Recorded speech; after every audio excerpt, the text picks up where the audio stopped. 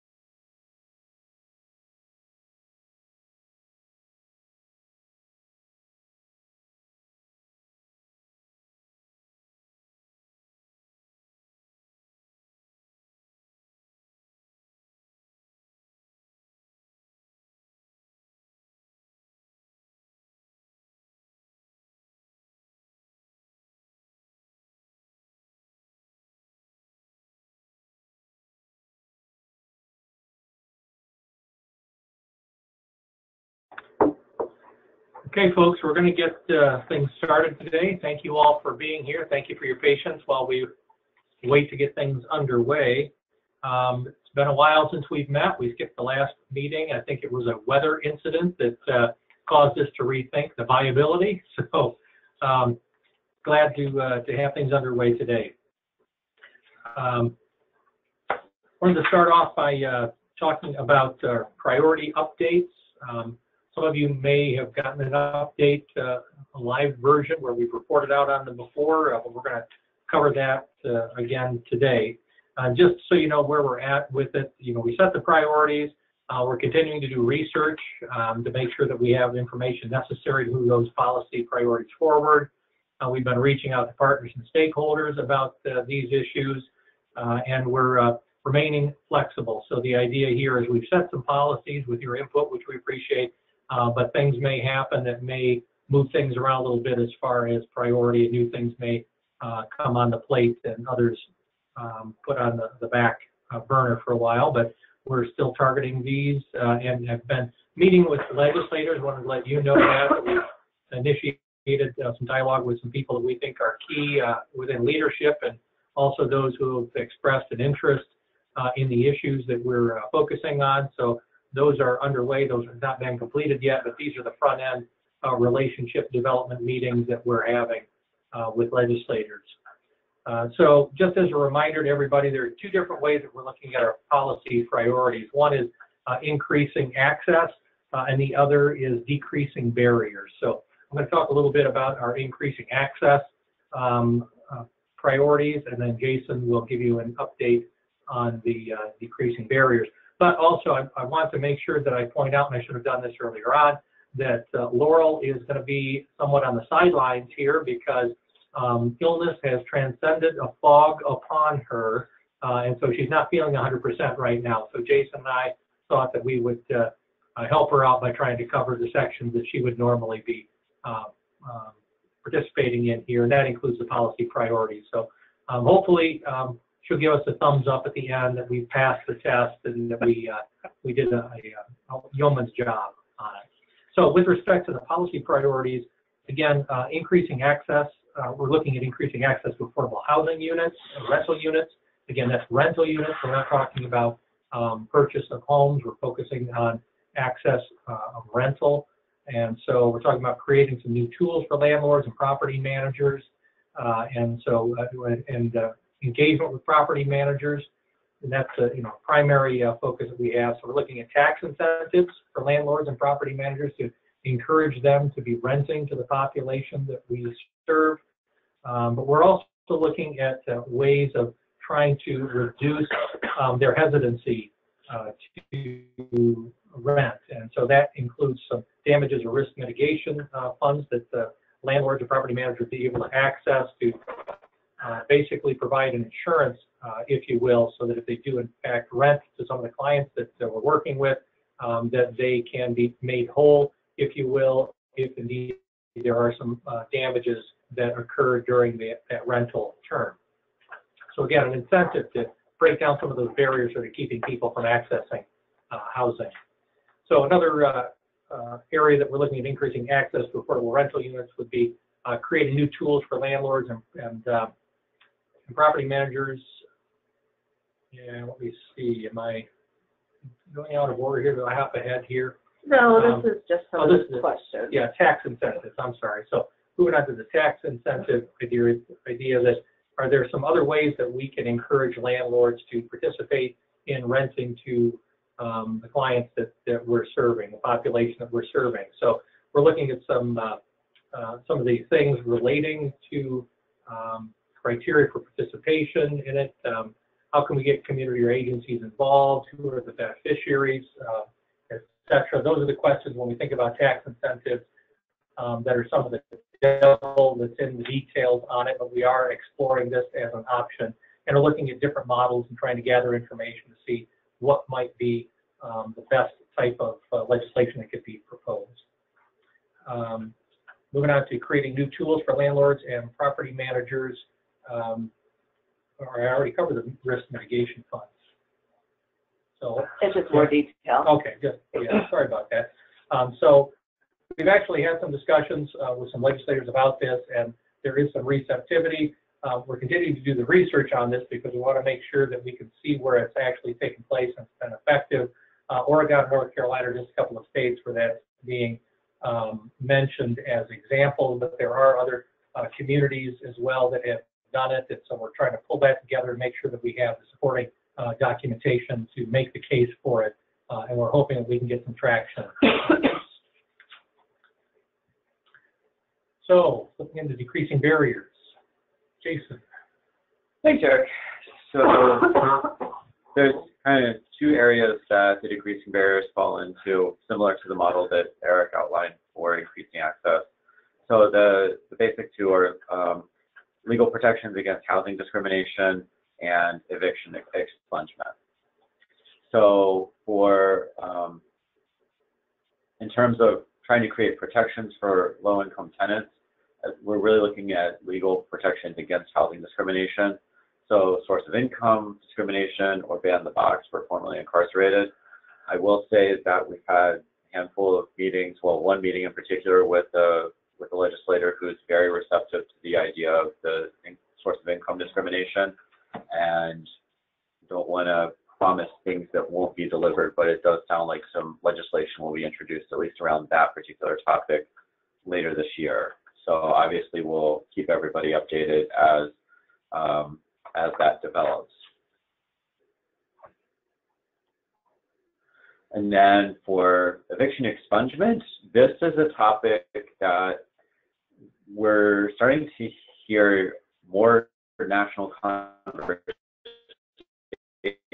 about, but it's getting maybe more questions than it's got answers right now.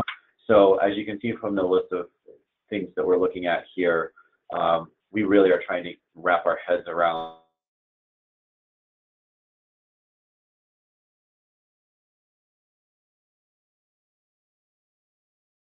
where we'll probably have a better sense later in the year once we have a chance to fill in some of these gaps and perhaps have conversations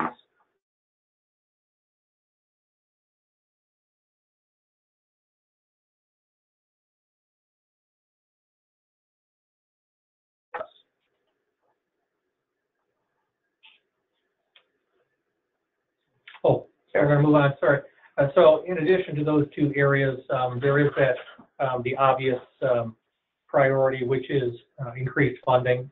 So while that isn't our first and foremost goal, that is something that is consistent, and we've been looking at, in particular, ways that we can help increase funding by reaching out to some state departments and trying to find out what's on their radar screen with respect to the budget they're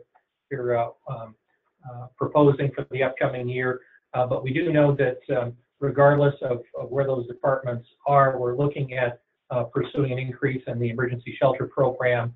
Yet again, we were fortunate this year to see an increase, a surprising, unexpected increase at the end of the year, but we're looking to pursue that still further. And also, just as an FYI, so that you know, the Michigan Interagency Council on Homelessness has put together a letter that they submitted to the governor's office, basically identifying some key areas that they had some interest in, hoping that there could be some action taken through the administration to support the population we're working with. And one of the areas that they did focus on specifically was an increase in the emergency shelter program. So we're hopeful that that's going to be in the discussion and that there will be something reflected in the budget. If it's not, again, like this year, we did approach legislators with that, even though it wasn't something that the executive office did include in the budget, because we do think it's a continued priority and are wanting to make sure that we can get to a level that is more reasonable, because we're still catching up and we're still not near the national average at this point. So again, that's one area that we're looking at. But there may be other areas as well as we move through the year and when the budget comes out that we will be wanting to talk about and bring to your attention. So with that, let's move into a segue on the governor's budget. We don't have a lot of information on it. It's my understanding that the departments have been putting together their numbers. That's something that they had been doing before the transition took place anyway. So they were anticipating that the train would be moving relatively quickly. We've just not heard what the timetable is for that train. Early March.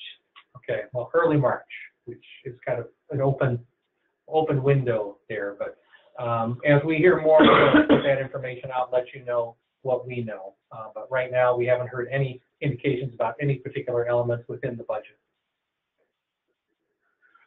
So another state update is Senate Bill 404, which, of course, as a quick reminder, is the fee waiver for homeless individuals seeking state ID. And we've received a number of questions at the office about what the game plan is for this particular bill. So the implementation date, for those of you who haven't heard yet, is March 28th, is when the program kicks in. And as far as the regulations are concerned, the two pieces of proof that somebody needs to show up at Secretary of State's office with are verification letter from a homeless service provider and HMIS ID. So we've been working with the team here at MICA, the HMIS team, to put together some training documents and some materials to help folks understand the HMIS ID process for the agencies that aren't currently doing that. But conversations with the Secretary of State's office have been slow. So there is another round of conversations coming up next week. And obviously, as we get a better grasp on what the game plan is, we'll be getting information out there. But that is where things are at as of right now. And I know Laurel just had the questions box open. Nothing. I don't think we made that announcement at the beginning. Do you mind doing that now? Oh, sure. So a couple of housekeeping things. Laurel just reminded me about this for those of you who couldn't hear her. So if you do have questions, comments, concerns about any of the updates that Eric and I are giving, the best way to do that is because we have a fairly large group today, so we won't be unmuting people's lines. But if you look at the control bar on the upper right-hand side of your screen, one of the control panels is for questions. Click on the little triangle. Drop down will pop up, and you can type in your question or comment, and then just click on send. So forgot to remind everybody about that. Also, similarly, if you are interested in either a copy of this the presentation, the PowerPoint that we're walking through, or the Breakfast of Champions nominations form, which we'll get to here in a little bit, those are also available under the handouts, which is the same place, the control panel. So sorry about that. We're completely skipped over the housekeeping stuff with when we got started today. So anyway, that's the update for SB 404. So again, ESP, I was thinking I probably should make sure that I talk about that a little bit more for those of you who were not familiar with the action that was taken in the past, that the ESP funds are for emergency shelters. It's a program that is funded through the Department of Health and Human Services. It's administered through the Salvation Army and provides stipends for participating shelters for on a per diem basis for clients that are utilizing their services. And so the previous year we saw a $4 per diem increase. This year with the $2, and again, we're going to be looking for an increase for the upcoming budget as well. I just wanted to make sure I put it in the right context for everybody. So moving on to federal updates. Wanted to just make sure people are aware of the fact the National Low Income Housing Coalition is hosting its annual Housing Policy Forum. It's a relatively new forum, but it is a very worthwhile conference if anybody's interested in attending. I'm going to be going. I went there last year for the first time and was very impressed with the content and the caliber of presenters that they have. And so if anybody is interested in going, please let me know, because there will also be some Capitol Hill Day visits that will be scheduled on that last day, and I would love to have you participate in some of those visits. So just reach out to me if that's something that you're interested in. Likewise, the National Alliance to End Homelessness Conference, the annual conference in the summer, taking place July 22nd to the 24th. That also will have Hill Day visits built into the last day, on the afternoon of the last day. We've been co-captaining or captaining those Capitol Hill Day visits for the last 7 years, 8 years, 9 years. Jason and I have both been involved in that capacity. And so that is a great opportunity. I really want to encourage people to attend if they are able. I know it's not as affordable as some conferences. Anytime you're traveling to DC, it gets a little pricey, but great content at that conference as well. And the Capitol Hill Day visits, I think, are really important when we think about the kind of engagement that we as residents of Michigan have with our elected officials at the Capitol. So please keep that in mind. If you're interested in attending and participating in Capitol Hill Day visits, also reach out to me, because I'd love to get you involved in that as well and get some meetings scheduled. So with that, I wanted to jump into the real exciting stuff, which is the budget. What you have on your screen is a document actually put out to the National Low Income Housing Coalition. They really do a nice job of laying out elements in the HUD budget and present it in a way that you can see what the previous year's budget or current budget is, what the administration had proposed for the upcoming year, the House's version, the Senate's version, what the final outcome is on it. I'm just going to hop through some things relatively quickly. I don't want to belabor anything, but I think it would be helpful just to key in on some things. I think it's important to note that this is something that really has strong bipartisan support, and that's what we've seen over the years, that the House and the Senate, Republican, Democrat, have been very supportive of housing programming and HUD programming, USDA, et cetera, but HUD budget in particular. And so this budget passed the Senate by an 86-16 vote, and the House measure passed on a 300-128 vote. So again, overwhelming support.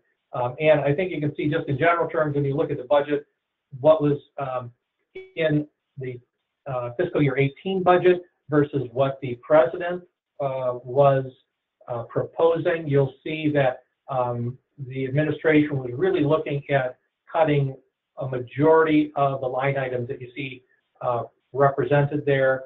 The good news is the House and the Senate disagree with the administration's view on the programming and the funding levels.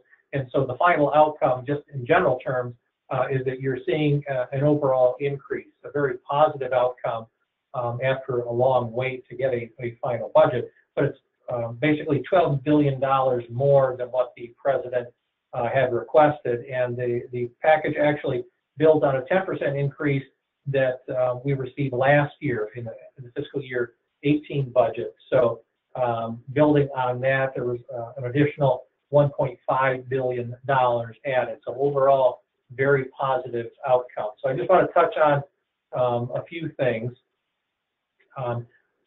One of the things I think it's important to talk about is the rent policy changes. That if some of you may recall that there was a proposal from the Trump administration that would give HUD the authority to increase the amount that families would have to pay, or the financial burdens on current and future tenants of HUD-assisted housing. That was not supported by the House or the Senate, and so that was removed. If you may recall, that would increase the current standard of 30% of their adjusted income up to 35 or 35% of their gross income. It would eliminate some deductions that people were able to take from child care, medical expenses, et cetera, and it would increase the monthly rent minimum to $150 for those people living in severe poverty. So again, this is an important piece that may have gotten overlooked when you're thinking about the budget and the dollars that are allocated for the programming, but trying to reduce the amount of potential financial liability faced by people who are experiencing severe economic conditions was averted. So I think we can all be thankful. And I think a lot of that has to do with the kind of feedback that was provided to our elected officials about what kind of impact that policy would have had on the people that we're working with. Another thing I just want to touch on is the National Housing Trust Fund. Congress rejected the president's proposal to eliminate the trust fund. We didn't want to just reduce the money going into it, but actually eliminate it altogether. And there was unanimous support by the House and Senate to refuse that. Tenant-based rental assistance. The spending package provides enough to renew all of the existing rental contracts, and it includes additional resources to provide about 7,600 new vouchers for veterans and also youth that are aging out of foster care. We don't know exactly what that translates into Michigan, but 7,600 is a pretty significant number of new vouchers for those two populations. And I think particularly the youth aging out of foster care is important as well. As we all know, that's an area that sometimes gets overlooked. Let's see, tenant-based rental assistance is an increase. It's almost $22.6 billion, and about $20 billion of that is for renewal on all previous contracts. Let's see, the final bill provides significantly more funding than what the president had requested, which would actually result in a loss of 200,000 vouchers. You heard that right, an elimination of 200,000 vouchers. So this is a drastic departure from what the administration was proposing.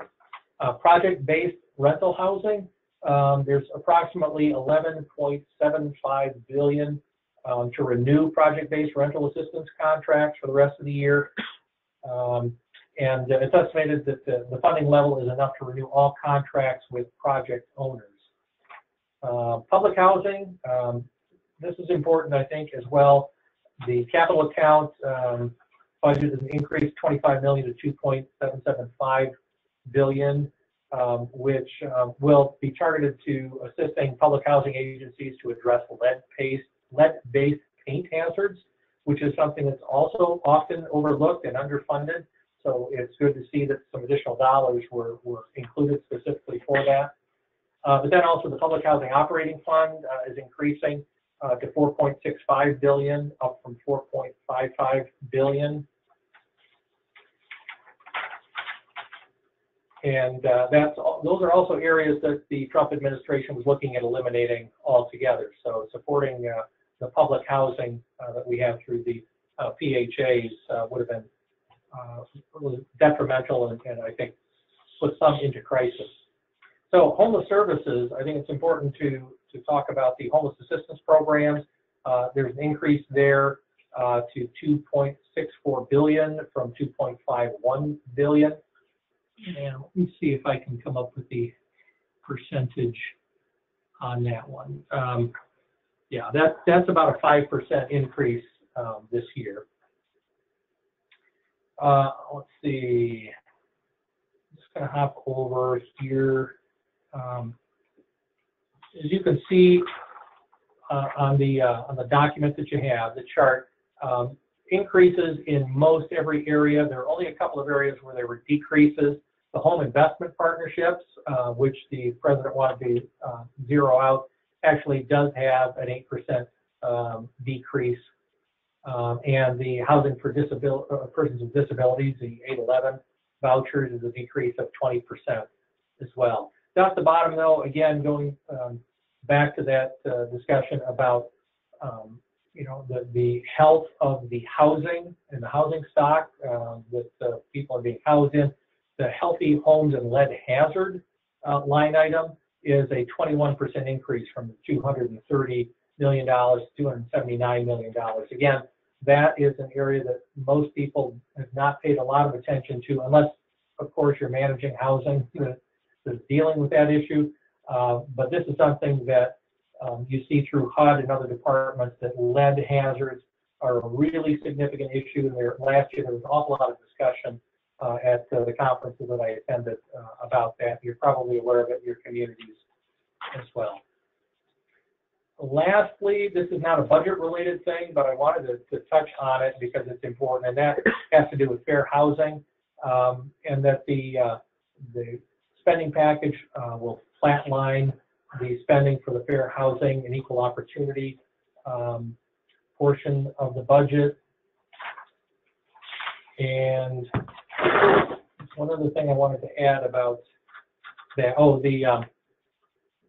not budget related, but the bill prohibits HUD from directing local governments to change their zoning laws under the agency's affirmatively furthering fair housing rule, which some of you should have had some familiarity with when it was being proposed through HUD. That was a bone of contention with the administration, believing that it was not appropriate for HUD to be pursuing that, and basically forcing communities to be looking at their zoning laws to address some issues with fair housing, to try to take some affirmative action on it. That was included in the fiscal year 18 bill. That's not included in this current bill. So that is a change of policy. And that's all I have to say about the budget, unless anybody has any questions.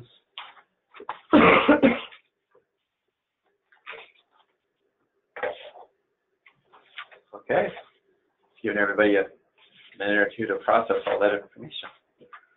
Okay, so back by popular demand is Advocacy Day. Put the save the date on for April 16th. It's going to be here in Lansing at the Michigan Municipal League this time, which is not where we were last year, but 2 years ago. And we went there. We're at the Mackinac Room. Oh, that's right. We were in the Mackinac Room. Never mind. Different event. Never mind. So this will be our first time at MML for this event, but we've been at MML for other things. So once again, we are planning on a full day's worth of events. I think, given the feedback from last year, we'll do training and kind of walk folks through the material in the morning, and then set you loose on the Capitol in the afternoon, and probably feed you some food somewhere in between. Since the feedback from last year was that we were on the right track. So registration is now open. We, as we discussed at prior, I think, LAC meetings, and with a number of you who are on the call today, kind of offline, we have asked for a small registration fee, so we don't catch anybody by surprise, to really help underwrite our costs for providing lunch and the materials for everybody. So that is another change from last year, but again, not trying to catch anybody out. So one of the big pushes we had last year that went over very well was we asked folks to try and recruit people with lived experience to come out to Advocacy Day and be a part of it. And obviously that went, for the communities where they were able to do that, it went very well. I know that Laurel and I and Eric got to meet a number of the folks with lived experience throughout the day, and got to chat with them. And I think they were very excited about being there. So as a recognition that they might need a little bit of assistance with coming out for the day, we have decided that we're going to waive their fees. So as you're thinking about putting together the game plan for the 16th, and if you fall into that category, if you had folks come out with you last year and you want to replicate that, then there is the possibility of registering those folks and just asking for them to be able to attend for free. So just want to make sure that everybody's on the same page in terms of taking full use or full advantage of that opportunity. So I'm getting the nod of approval from Laurel. So my sales pitch must have been okay. Let me just add one more thing about that. For those of you on the call that participated last year, you have a sense of what things were like. For those who are on the call that have not participated in the past, it's really a terrific opportunity to get everybody on the same page and have similar messaging, but to do a real blanket of the legislature with respect to the visit. So the more people, the better. And so it's open to all LAC members, but you should cast the net out a little bit wider as well. If you know people that are interested, please feel free to reach out to them. If you're participating in the COC, et cetera, encourage other people to at least come and attempt it for the first time, even if they might be a little leery or uncomfortable with the whole idea of making a legislative visit.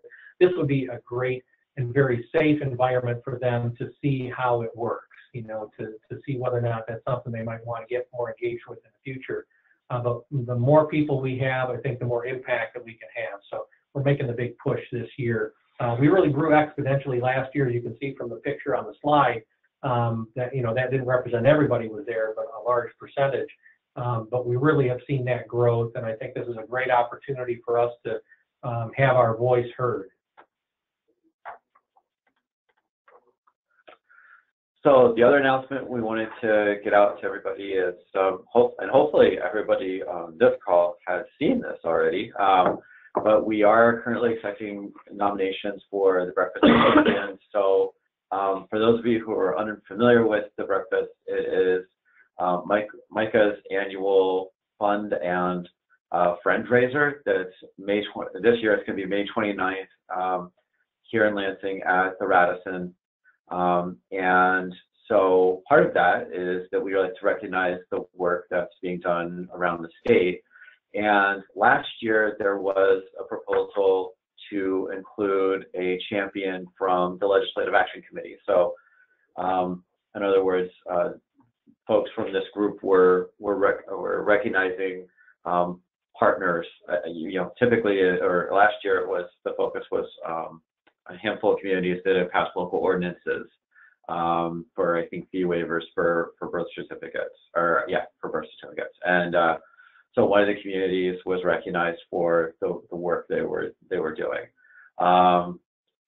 And there's been a fair amount of local level activity that's occurred in this last 12 months. So that's kind of what we have in mind. So if anybody that's on this call, as you hear that, think, oh, well, I want to recognize Joe, or I want to recognize Susie, at the city's planning department, or at, the local United Way for the work that they've done, then this would be that opportunity. So while the breakfast is not until the end of May, the nomination process, though, is we're looking to close that this Thursday. That's what I thought, the 28th. So so if that's something that sounds like a thing you would like to do, please try to get the nominations in by the deadline.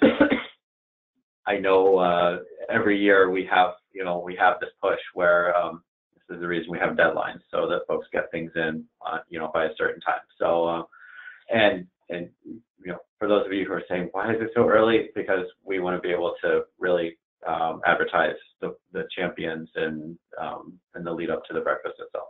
So if you have any questions, Laurel is actually the person you want to talk to. But otherwise the nomination form is in the handouts. So and we can send it out after the call today too. But if you're interested, just click on as a quick reminder, toolbar on the right, and then handouts, and you can just download the form directly to your computer and then fill it out and send it in to Laurel. This is Laurel. I'll try to speak a little bit. Also want to remind everyone that the blue hyperlinks that you're seeing in this presentation If you download the PDF of this PowerPoint, those are all active links. So you can access all of this information on that PDF. So for an example, the Breakfast of Champions text is actually a link to the registration for the event. So all of the links are embedded in that PDF document. Okay. All right, I saw there was some questions. Yeah, you want to do questions before we do advocacy? Sure.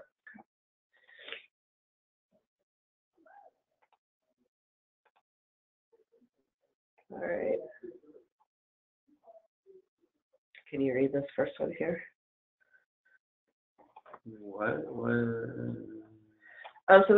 Eric, this is for you.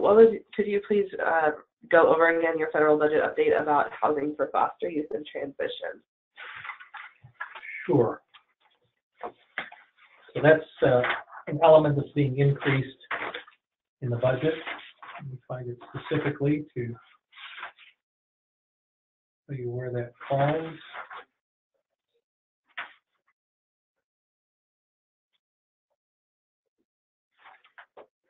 Bear with me a moment here. And Bobby, we'll send you the link to the document that Eric's referencing as well, so you can see the language.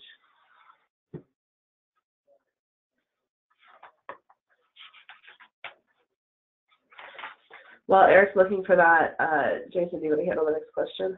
Sure. So Pam, we see a question about Advocacy Day and kind of the prep work that we do. And so Pam's question was asking if we will be doing a webinar or anything in the lead up to Advocacy Day to help folks understand what we're doing and the content. And I think the short answer is yes, we will be doing something. We beta tested that system last year, and it seemed to go over pretty well. I think the other thing that we didn't mention is that we are actually bumping out the registration deadline for a few weeks before Advocacy Day this year, whereas last year the registration cutoff was much closer to the actual event, which was a cause for consternation for some of the MICA staff, in particular Laurel. Because we should say that as part of this, we schedule all of your meetings, so you don't have to schedule any legislative meetings yourself. Yeah. But in terms of helping you understand the content, we did set up, I want to say there were about 30-minute webinars, but we held 2 of them last year, and it really was to kind of walk folks through the policy priorities and the game plan for the day, just so everybody could familiarize themselves with what was happening. And we didn't make it mandatory, although we strongly recommended participating in one of those webinars if you had never done any advocacy-related work in the past, just so to help you get your bearings. So Pam, that's a great question. And again, it's another one of those. We tried it last year; it was well received. So the game plan is to repeat that. But those webinars will be announced much closer to Advocacy Day once we get a sense of the number of folks we have coming out.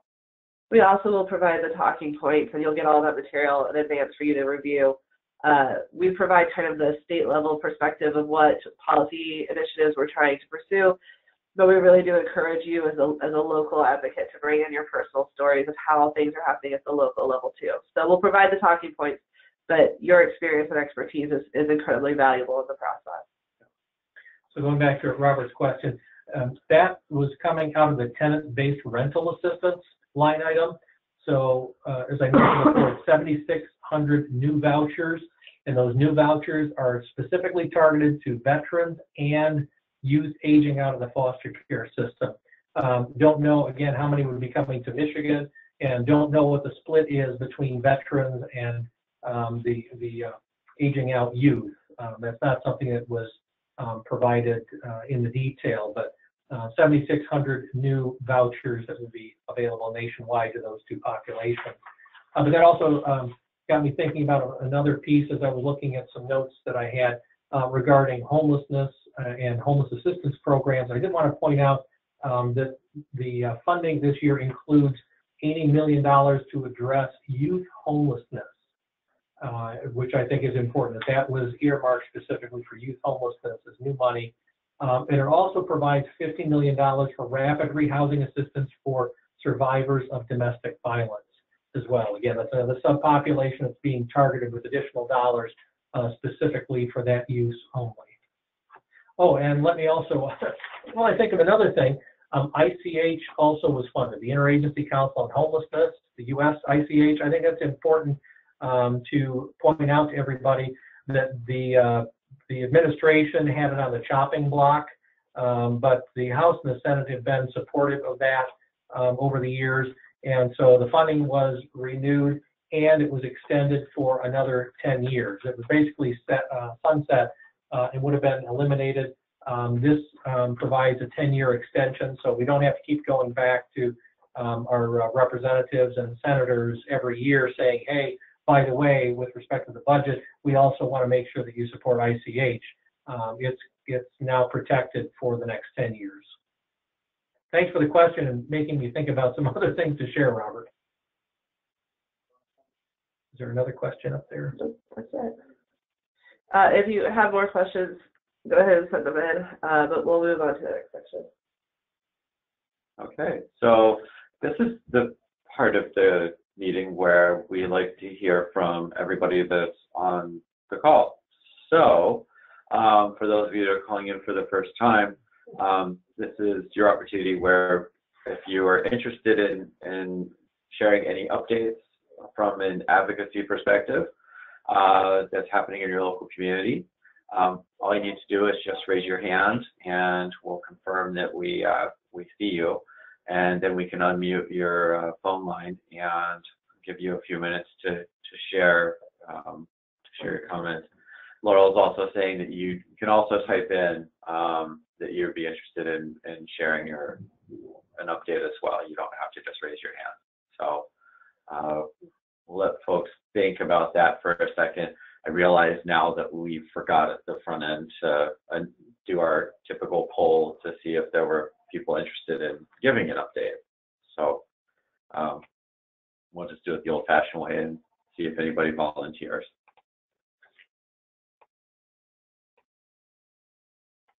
Anything else you guys have while they're thinking?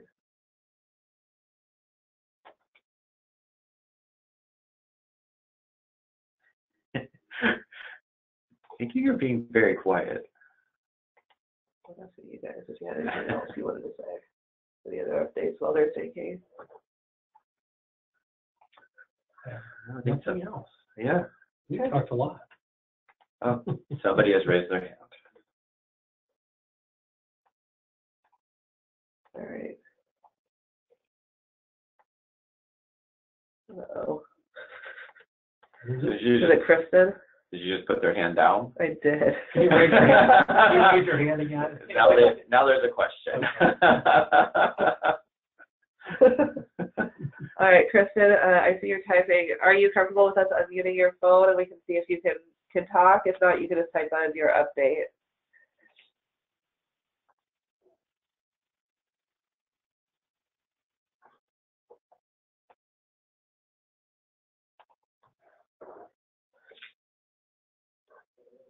Okay, it looks like Anna's typed submitted. First. Yeah.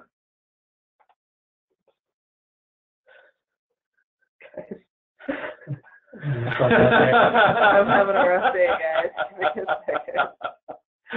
All right. No.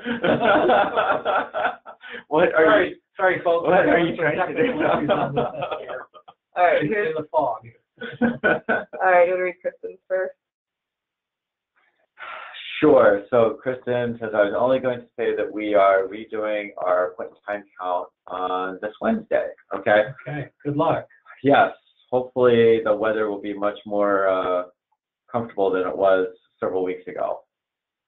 And then you're going to pull up Anna's. Yeah. And then Anna, we see your update as well. So March and April SNAP benefits. So the March benefits will be issued on March 3rd, 4th, or 5th, and April benefits will be issued from April 3rd to 12th. May benefits will be issued as regularly scheduled, and there are flyers available in English, Spanish, and Arabic that can be distributed to clients. So great point, Anna. We appreciate you sharing that. Yep. Thanks for calling in. We appreciate having staff on the call to kind of keep us updated on all of those things that are happening. And it looks like we have Emma's contact information, so if you want access to any of those flyers, let us know and we'll put you in touch with her. Or why don't we just include her contact information with the We could do that, follow-up? or we'll send it out. Yeah. All right, any other comments or updates? Ryan. Hello, Ryan. Thanks for saying hi. All Good to right. hear from you, Ryan, if that's really you typing. All right, I think that's it then. All right, well, thanks everybody for participating. Sometimes we toss a lot of information out and it may be hard to grab onto. If you have any follow-up questions, feel free to reach out to us. But thank you for your interest, and please share this information with others, and we hope to see you at the upcoming event. Hopefully we can get you engaged on Advocacy Day. Thank you. Bye, everybody.